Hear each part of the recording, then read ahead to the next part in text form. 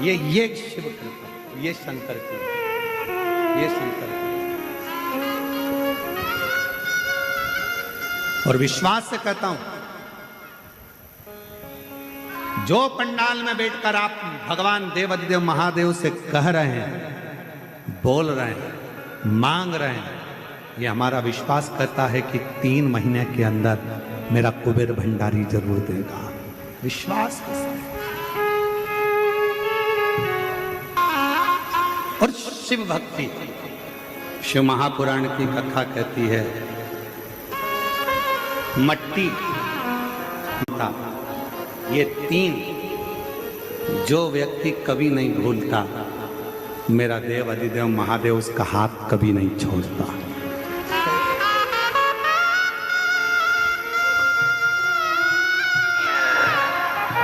सारी चीजियां दादा को रोक लेती, सुजय भैया को और उनसे हमेशा कहती, और बाबा की कृपा से कथा करती, बड़े प्रेम से हार करता है। जो कार्तिक के महीने में शिव महापुराण की कथा यदि एक बार भी श्रवण कर लेता है, उसको सहस्त्र अश्वमेध यज्ञ का फल तुरंत प्राप्त हो जाता है।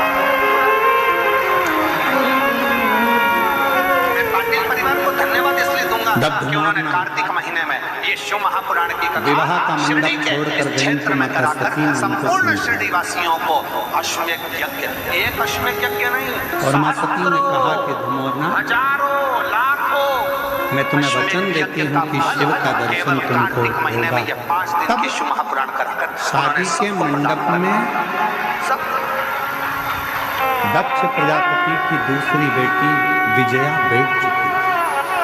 फिर धुमोरना ने भी और विजया ने, दोनों ने यमराज से विवाह। जब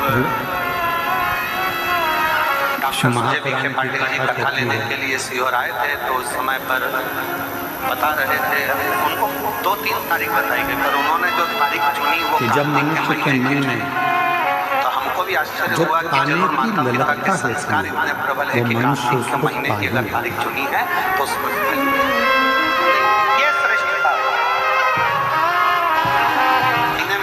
कथा भी यदि कोई दिल से श्रवण कर लेता है, शिव नाम ले लेता है, शंकर का जब हमें उन्नति की सीढ़ी पर चढ़ना है, कर लेता है, शंकर का अविरल भक्ति हमें आगे बढ़ना है, शिव महापुराण की हमें अग्रणी भाग ग्रहण करना है। आप और हम तो अपने घर पर दिवाली मनाते हैं, अपने गांव की, अपने देश की मिट्टी के घाट पर गंगा के घाट। शिव महापुराण की कथा कर रही है कि जिसने अपनी मट्टी को नहीं भूला, जो अपनी मेहनत को उन्नति की सीढ़ी पर चढ़ता है। आज सबसे बड़ी दिक्कत कहाँ खड़ी होती है? शिव धाम में भगवान व्यक्ति को जब पद मिल जाता है, प्रतिष्ठा मिल जाती है, शंकर के जब व्यक्ति को बहुत कुछ मिल जाता है, तो वो फिर अपनी मिट्टी को, अपने गांव को, अपने क्षेत्र को जरूर करना। दीपावली के पर्व पर शिव मंदिर में जाकर उसके आस-पास में दीप जरूर लगाना। क्यों? आपको वही फल प्राप्त होगा जो काशी में देवताओं ने दीप जलाकर प्राप्त किया। अपने प्रेम को भूल जाता है, अपने स्नेह को भूल। हम हमेशा अपनी व्यासपीठ से एक बात कहते आए हैं, दीपावली का पर्व आया है, कोई भी त्योहार आए, कोई भी पर्व,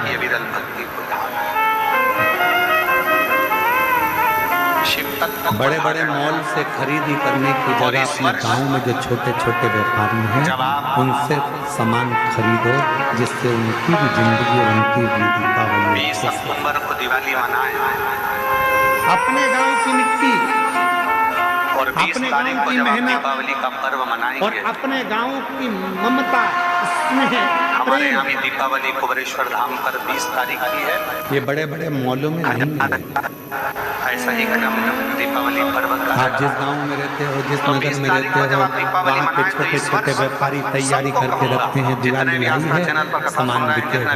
कोई ठेला लेकर फूल की माला बेच रहा है, कोई गरी बिछाकर, चटाई बिछाकर छोटे छोटे दिए बना बनाकर मट्टी को बेच रहा है।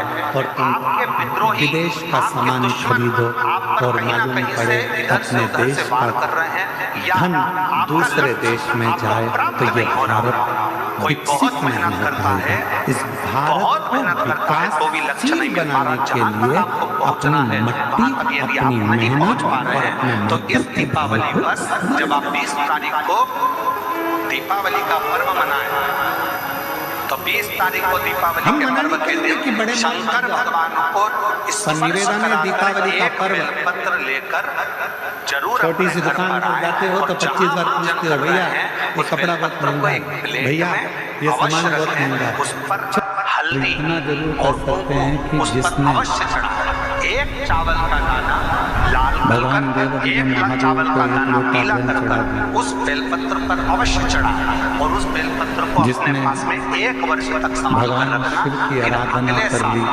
आप और हमें बताना कि उस बेलपत्र ने आपको मंजिल तक पहुंचाया कि नहीं पहुंचाया, आपको लक्ष्य प्रदान कराया। नमस्तुभ्यम बोल लिया।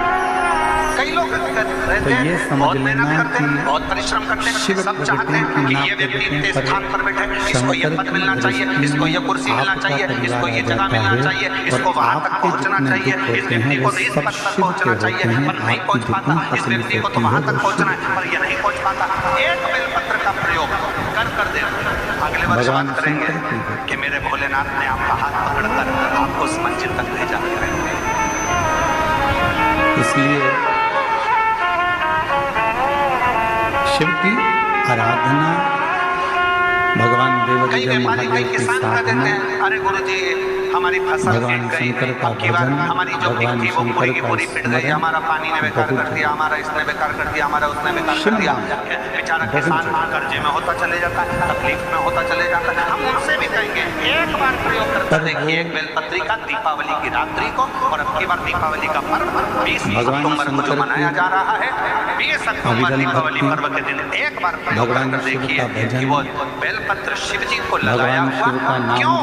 क्योंकि भगवान शंकर ने माता लक्ष्मी को जब भगवान विष्णु को दिया था, क्योंकि माता लक्ष्मी की माँ ख्याति देवी तो लक्ष्मी जी का विवाह शिव जी से करना चाहती थी, पर शंकर जी ने मना कर दिया था कि मैं विवाह नहीं करूंगा, इनको तो नारायण को दे दो। तो लक्ष्मी जी को भगवान शंकर ने जब ब्याया तब माता लक्ष्मी ने वर दिया, भगवान शंकर से प्रार्थना करी आप मुझे आज्ञा करो। शंकर भगवान ने कहा भगवान शिव की अविरल भक्ति कर रहे पृथ्वी पर भ्रमण करने के लिए आओ और जिस स्थान पर बेलपत्र विराजमान हो उस हमारे मन की पवित्रता न हो, सदा विराजमान हो तन जाओ। की पवित्रता तो हम कर ले, तन तो हमने साबुन से धो लिया, सर्फ लगा लिया, शैम्पू लगा लिया, तो शरीर की पवित्रता तो हो, पर शरीर की पवित्रता से ज्यादा जरूरी है इस आत्मा की, इस मन की पवित्रता, इस हृदय की पवित्रता, इस दिल की पवित्रता। शिव तत्व स्पीकर बढ़ाओ, स्पीकर नहीं बढ़े, स्पीकर बढ़ाओ। और जब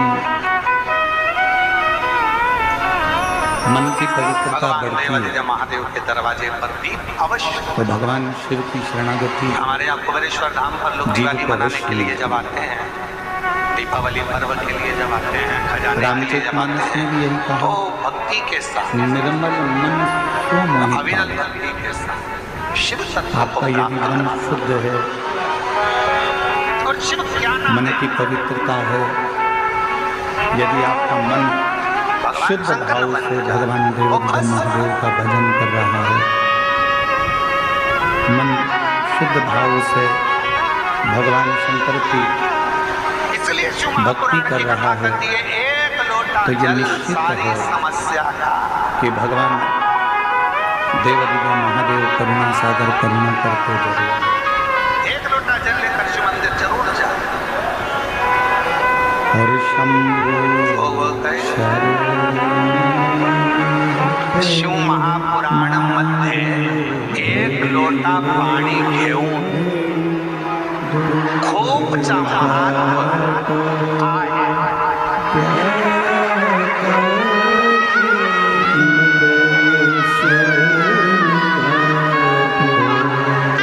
शिव महापुराण में एक लोटे जल का बड़ा महत्व बताया, बड़ा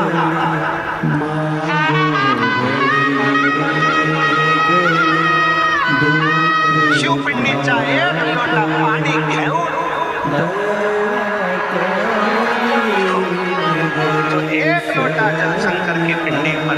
लेता है मन की पवित्रता से खूब शिव पद की प्राप्ति,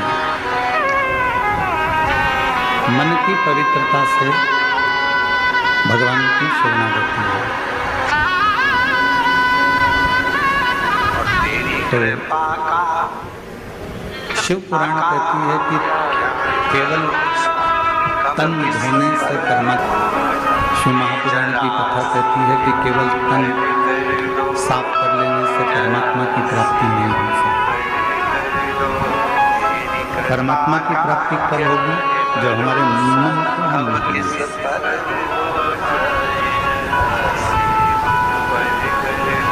आपसे एक बात पूछूं, उत्तर दीजिएगा जरा। जितनी मेरी शिरडी की जीजियां बैठी हैं, जितने मेरे शिरडी के जीजा बैठे हैं, उत्तर देना। घर में रोज झाड़ू लगाते हो कि नहीं लगाते?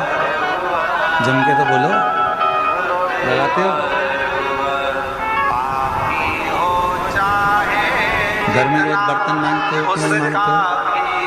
बोलो बोलो, जम के बोलो, मांगते हो?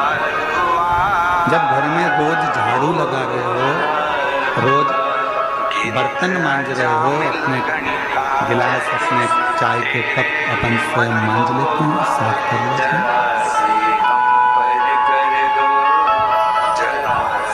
जब घर में रोज झाड़ू लगा रहे हो, रोज बर्तन मांज रहे हो, रोज सफाई कर रहे हो, तो मान लो 2 दिन, 4 दिन, 8 दिन, 10 दिन, 15 दिन, 1 महीना यदि तुम घर में झाड़ू नहीं लगाओ तो 1 महीने तक तुम बर्तन ही नहीं मांजो तो वो बर्तन पर मेल जमता जाएगा, झूठन जमती जाएगी और बर्तन काला हो जाएगा। ये उसकी उदारता, ये उसकी करुणा है। जिस कमरे की रोज झाड़ू नहीं निकलती, जिस घर की रोज बुआरी नहीं निकलती, झाड़ू नहीं झाड़ते, वो कमरा एक दिन अटाला घर हो जाता है, कबाड़े का कमरा से छोड़ कहो, वो कबाड़ा दिल से विनय करो, उसको दिल से निवेदन करो, उसको वो सुनेगा, आएगा, धूली देगा, धूली भरेगा, जाएगा। रोज तो शंकर बर्तन साफ करना भी जल जरूरी की है। महत्वता महापुराण की कथा कमरे करती की है। झाड़ू लगाना भी जरूरी है। रोज अपने घर को साफ करना जरूरी है। उसी तरह जैसे रोज कमरे की झाड़ू, रोज सफाई, रोज बर्तन मांजना जरूरी है, उसी तरह रोज नहाना भी जरूरी है। तो रोज शिव महापुराण की कथा सुनकर इस मन को साफ करना भी जरूरी है। प्रतिदिन कथा सुनो, प्रतिदिन भगवान की अविरल भक्ति को धारण करें, प्रतिदिन शिव नाम को जपो। किसी को कष्ट देता है, किसी को नहीं देता। और जब हम प्रतिदिन भगवान शंकर के मंत्र जाप को करते हैं, प्रतिदिन शिव नाम को जपते हैं, तो हमारा मन अपने आप साफ होते चले जाता है।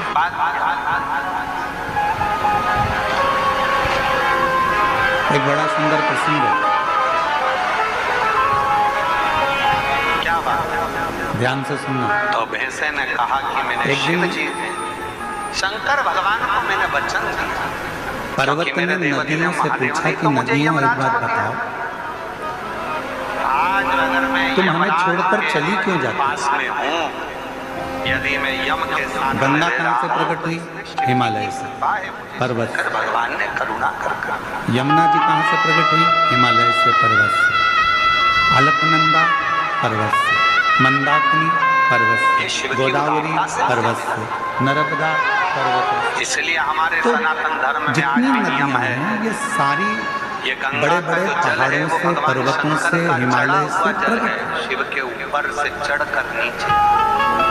तो एक दिन पर्वत ने कई कहा, लोग हमारा बहुत विरोध जब पहाड़ों ने करते हैं कहा, तो विरोध में कह देते हैं कि शिव हिमालय जी ने पे चढ़ा कहा, हुआ जल पर्वतों ने कहा कि नदी तुम हमें छोड़कर क्यों चली महाराज ने जाती? बताया पियो, और ये कहता है मत। पर्वत छोड़ देती हो, तो जो तुमसे भूमि कहे पर कि शंकर बहती पर चढ़ा रहती हुआ है। जल नहीं पीना चाहिए, तो उनको कहना कि फिर तुम मरते समय तो गंगा जल भी मत पीना, क्योंकि वो भी तो शंकर जी पे चढ़ा हुआ है। नदी चुप रही, कुछ शिव जी बोली के नहीं। शीश पर आया, तब फिर तो पर्वत नीचे ने आया। कहा कि नदी एक बात बताओ कि तुम हमको शिव छोड़कर क्यों महापुराण चली की जाती? कथा कहती है कि धुमोर ना तब नदी ने उत्तर दिया पर्वत को कि पर्वत, स्वयं ऐसा तुम कर बहुत रहा है वो कठोर हो पौंड्रक वैसा कर रहा है कि शिव की कृपा। और तुम इतने कठोर हो,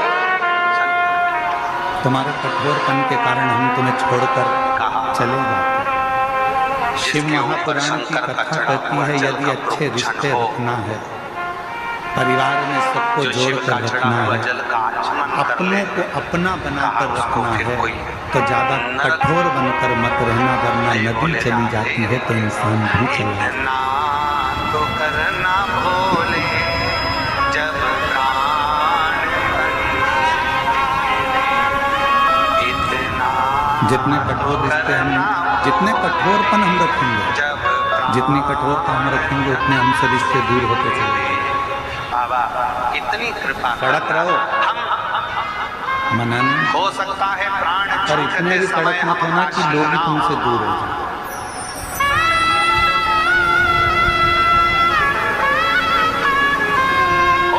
क्रोध करो, मना नहीं है, पर इतना भी क्रोध मत करना कि लोग तुमसे दूर हो जाए। पर यदि हमने शंकर भगवान आपको एक लोटा जल चढ़ाया है तो इतनी कृपा संसार में ऐसे कई लोग भले काशी में ना हो पर काशी वाला जो दिल के साथ है, पर उनका जो भड़बड़ापन है, उनका जो क्रोध है, उनका जो